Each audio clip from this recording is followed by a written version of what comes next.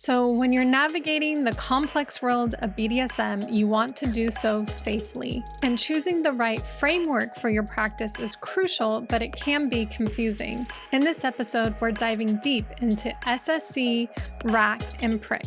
So, which one of these acronyms is right for you? Well, let's break down each protocol to find out. Welcome to the Dom Sub Living podcast. But this question of which term is the right one to use actually came up recently in my Dom Sub Living community, and it sparked a really good discussion. So I thought I would be just sharing some of my own personal thoughts and opinions here. But I just want you to know that just because, I say these things doesn't mean that it is gospel or you have to do them in your dynamic. Definitely use the terminology that fits you. So we're going to be covering what each of these means, what are the pros and cons of each one, and what I personally use in my own dynamic. So let's start off with SSC, because this one is probably the most popular. This is probably the one that you have heard the most. I've actually used it a lot on my blog too. So what SSC stands for is safe, sane, and consensual. And so just like I'm going to be talking about with each of these, there's some pros and cons to the SSC model. So the pros for SSC is that it's pretty simple. It's just 3 letters: safe, sane, consensual. We're all pretty much familiar with it. It's, the community has been using it for decades. So, you've probably used it, you've had friends that have used it, and it just seems the most common and the most simple. So the first con when it comes to SSC is with the word safe. And that is because nothing is really safe when it comes to BDSM. And even in the case of sex, a lot of people have stopped using the term safe sex because there is all sex can be, have risks involved. And so people are now using the term safer sex because you can't be 100% safe. So it's the same with BDSM. Nothing we do in BDSM is 100% safe. And so even if you, get started and you're doing something, really simple like handcuffs, well, there can be, risks to that. You can pinch nerves, cut off circulation. There's a tons of things that can go wrong. So to say that your dynamic and your scenes need to be safe is, kind of limiting yourself because, again, nothing is safe, but also part of why we get into BDSM is for the thrill of it. We want things that are kind of risky and unsafe. And so that's why, maybe saying safe, saying consensual isn't always going to be the best thing that we should be using to describe BDSM. And then the other reason why SSC is kind of outdated is for the word sane that's in it, because a lot of people will feel that the word sane is kind of ableist because they feel like it implies that people with mental illness can't practice BDSM, which isn't the case. I did a whole episode about my battles with mental illness. And so, if you have, mental illness, you can still practice BDSM. But where sane kind of came from is it's still a legal term. I'm sure you've heard in movies and stuff like that, like, oh, he's pleading insanity, or, is he legally sane? And so I think not so much the medical diagnosis, but more the legal aspect.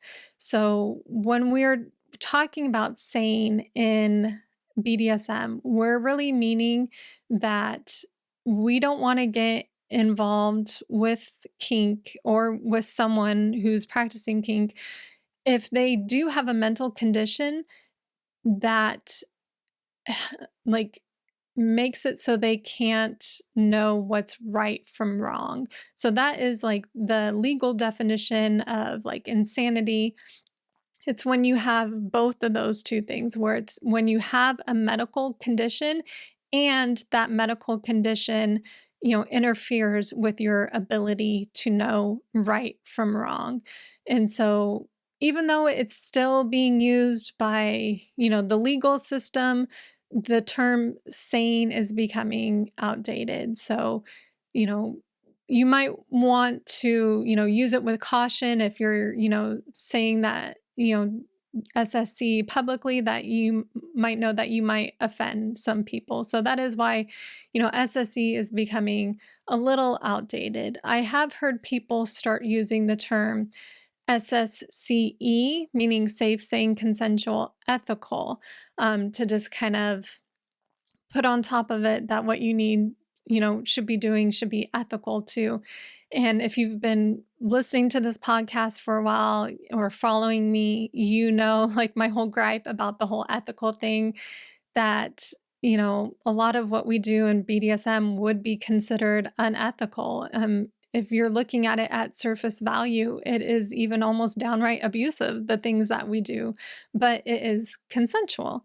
So, with ethical, we start getting into judgment areas. What's ethical for one person may not be ethical for another person.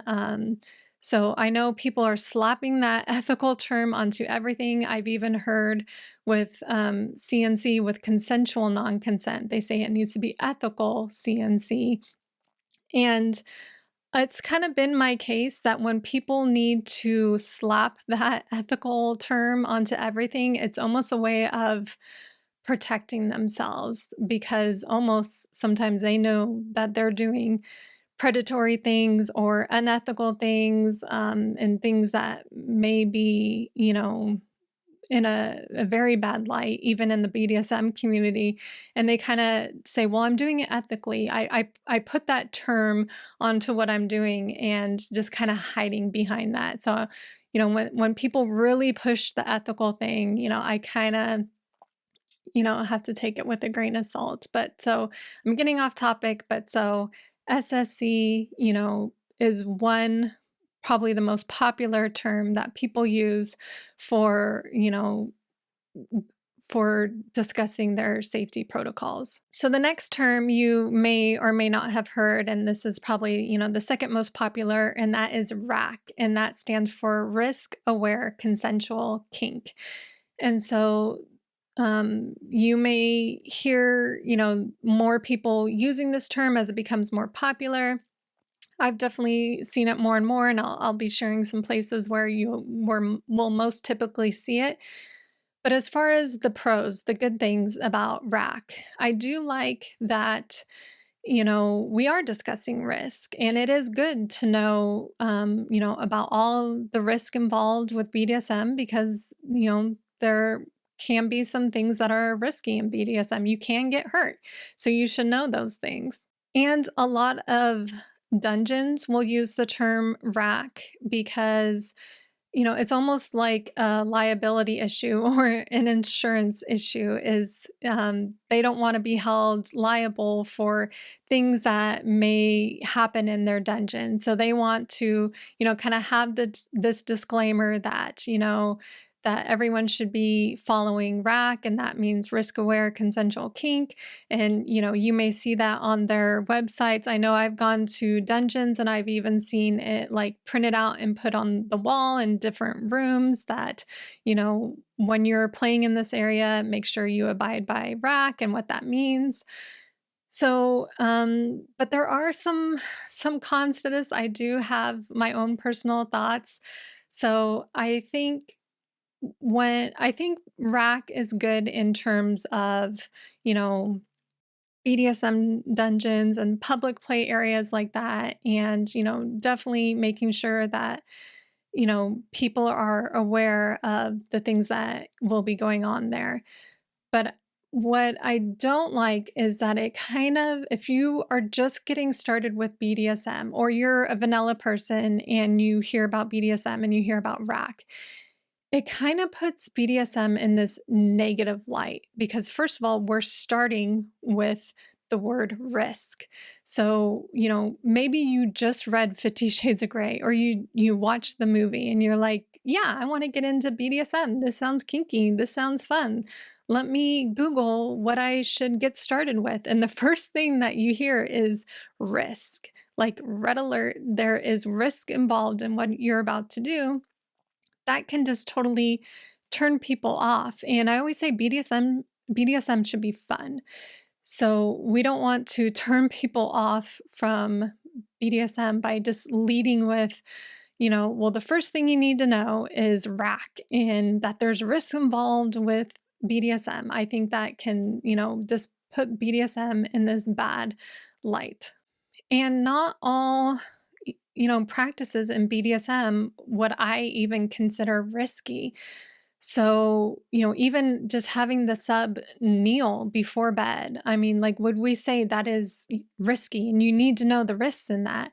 Or even, using blindfolds, like, would we say, okay, well, before you start using a blindfold, you need to know the risks involved with that. So I think it's a little overkill for a lot of people getting started with BDSM, but I do think it definitely has its place in more of the hardcore areas and definitely dungeons and events and things like that. So the next one we're going to talk about is prick, and that is personal responsibility informed consensual kink. So there's some, good things about this. Again, we should all be personally responsible for, learning about what BDSM involves, staying informed, knowing, the risks involved. So yes, we all should be personally informed.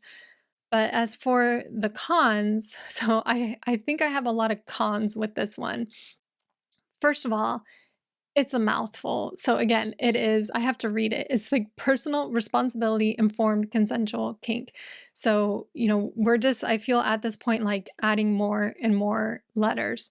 So it is a mouthful. It is a lot to take in. But when we take the I, informed, not everyone wants to be informed when it comes to BDSM. I mean, you have people practicing consensual non-consent, and yes, they need to know the overreaching, aspects of CNC, but part of CNC is not being informed because it's doing things that maybe you haven't consented to in that moment. And I have a whole article on CNC, so you can, search on my site for that. I won't go into it, but, again, what's being informed for one person may look totally different for another. The other reason I have a huge problem with prick is because when we're saying, personal responsibility and that you need to take personal responsibility, that can be used to kind of victim blame people. So if you get involved in a scene that goes horribly wrong, then someone can tell you like, oh, well, you should have, been more informed and, took more responsibility upon yourself to, had better safe words or, and it's just a way of like victim blaming, victim shaming, and just saying, well, that was your responsibility. It's the whole like your fault. It was on you to make sure that this didn't happen. And that is not the case. It also can be used by like people like fake doms because they feel like, okay, well, I don't have the responsibility anymore to educate my subs and to make sure, that they're consenting because now it's all about personal responsibility. So it's all on them. I don't need to do my part as a dom and to make sure that my subs are safe because it's all about personal responsibility now. So again, I think that there is just, a lot of issues with prick that, aren't necessarily going to better the BDSM community. I think a lot of these, like, they've kind of like built on each other to kind of, fill in the gaps of where the other one was like short and, fell short and missed some things, but we're just adding more problems on top of it. I do have a bonus one that is becoming more and more popular, and this is CCCC. So again, we're lots of letters at this point, but this one stands for caring, communication, consent, and caution. So you'll see this one in more of like long-term 24/7 dynamics, or maybe it's like even loving master-slave relationships. And so this is kind of, again, building on where the other ones might have fell short and trying to, I think, make it more personal and unique for those types of dynamics where it is more of like this 24/7 almost loving dynamic. So my issues with the 4Cs, that's what it's also called, is just, again, it's a mouthful. It's a lot of letters, it's a lot of words.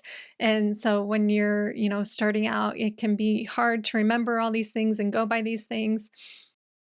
But another like con about it is that first word, caring, because BDSM dynamics are so diverse. And I think this is why it's so hard to pick one acronym for all the different types of dynamics out there. But caring, not all dynamics are caring. And I know we're not talking about even so much as like love, but just, that we care about the other person as a human being on a human being level.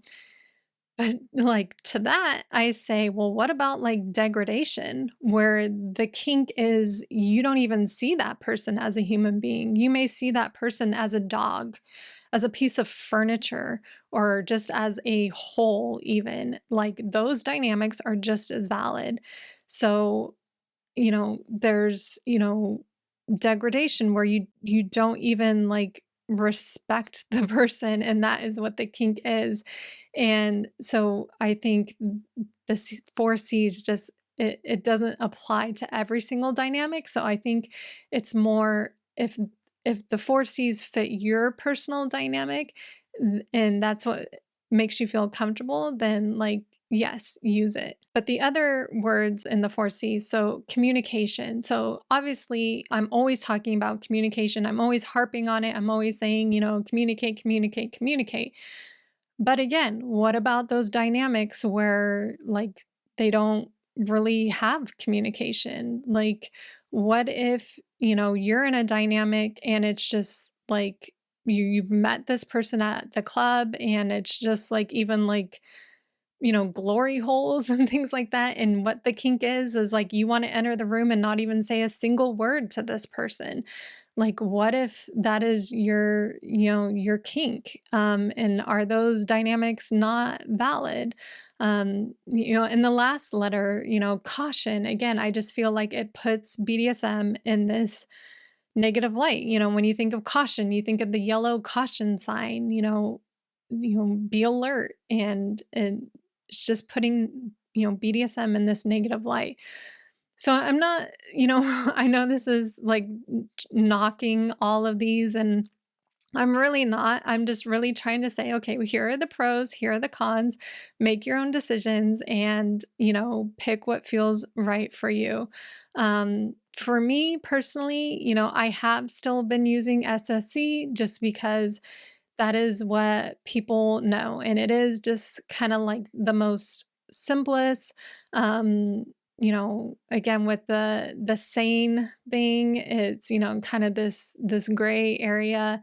I know people have, called me out and said it's ableist and, it's against people with mental illness, but like go and listen to my episode all about mental illness. I feel like, that people are, calling me out for something that directly affects me. Like, I think terms like crazy or even saying like, oh my gosh, that's insane, like using those words in different contexts, like that's what's ableist, calling, women crazy and things like that. Like, I think at least how I feel is when we talk about SSC, that we're talking about it more in that legal framework, that you need to be in a mental capacity to know what's right from wrong. And I know that there is some, calls for even taking the term sane out of, the courtroom and legal aspects like that. So it just really highlights we need a better acronym. And I'm at the point now where I'm not like, okay, well, let's create another acronym or let's find another acronym, or I'm really at the point where, so this is what I personally feel. This is how I personally, do this in my own dynamic, is we just do consensual. So, you noticed in all of those different acronyms that consent was in all of those, some type of consent.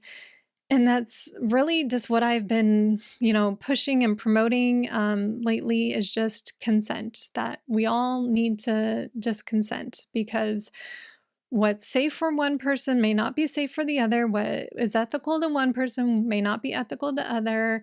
That nothing is completely safe in BDSM, but we also don't want to be negative and say that nothing is safe in BDSM. And we also don't want to victim blame. And it's just, there's so much. So it's like, let's just keep it simple. Like, let's just say consensual. Keep BDSM consensual. And one of Dom Subliving's core values, if you go on our website and you search for our core values, one of our core values is consent is sacred. And so that's just kind of what I've been leading with, that consent is sacred. I will say, though, if I do ever open my own dungeon, which I would love to, and me and Jay have actually talked about it, but if I do ever open my own dungeon, I will probably use RAC, just for the liability aspects of it and just making sure that everyone is aware of the risks involved.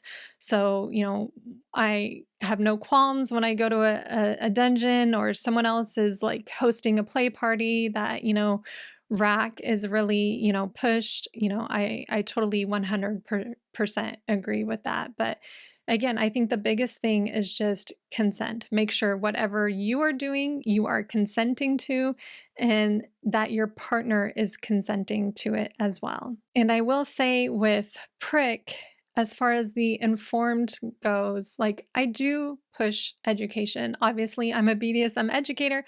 Obviously, you're listening to this episode. I love to teach and educate others on all of these topics. So I do think, being informed and educating yourself is important, but I don't think that, we should gatekeep.